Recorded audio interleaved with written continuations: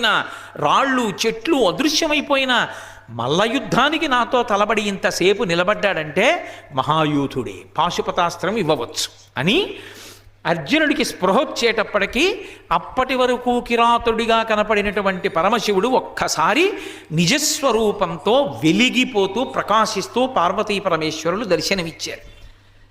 చూశాడంతే ఎదురుగుండా స్పృహొచ్చి పరమశివుని యొక్క దర్శనమైంది. పరవశించిపోయాడు. మహాభారతం ఆరణ్య పర్వంలో నన్నయ్య గారి కృతం. శ్రీకంఠలోకేశ లోకోద్భవస్థాన సంహారకారీ మురారి ప్రియా చంద్రధారీ మహేంద్రాది బృందారకానంద సందోహ సంధాయి పుణ్యస్వరూప విరూపాక్ష దక్షాధ్వరధ్వంసకాదేవ నీదైన తత్వంబు భావించి బుద్ధి ప్రదానంబు కర్మంబు విజ్ఞానమధ్యాత్మయోగంబు సర్వక్రియాకారణం వంచు నానా ప్రకారంబులన్ బుద్ధిమంతుల్ విచారించుచో నిన్ను భావింతురీశాన సర్వేశ్వర సర్వసర్వజ్ఞ సర్వాత్మక నిర్వికార ప్రభావ భవానీపతి నీవు లోకత్రయీవర్తనంబుల్ మహావాయు ఖాతాగ్ని సోమర్కతోయంబులంజేసి సంసార చక్రక్రియాయంత్రవాహుండవైతాది దేవాదిదేవా మహాదేవా నిత్యంబు నచ్చంత యోగస్థితి నిర్మల జ్ఞాన దీప ప్రభజ్వాల విధ్వస్త నిస్సార సంసార మాయాంధకారుల్జిత క్రోధ రాగాది దోషుల్ యతీంద్రుల్ యతాత్ముల్ భవత్పాద పంకేరు హత్యాన డిండీర ధారానుభూతిన్ సదా తృప్తులైరవ్యయా భవ్యసేవ్యా భవా భర్గభట్టారకా భర్గవాగత్స కుత్సాది నానామునిస్తో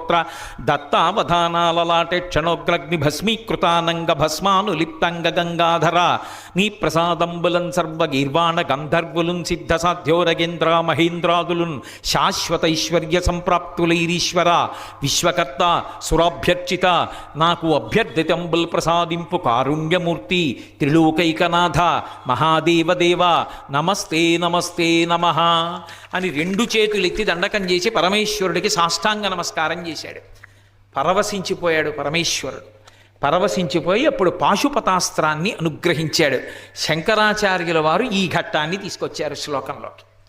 నతిభిర్నుతిభిర్స్త్వమీశ పూజా విధిభిధ్యాన సమాధిభిర్నతుష్ట ధనుషా ధనస్సు పెట్టి కొడితే ప్రత్యక్షం అయ్యావు ఒకడికి. అందుకని నేను కొట్టనా? ధనుషా ముసలేనా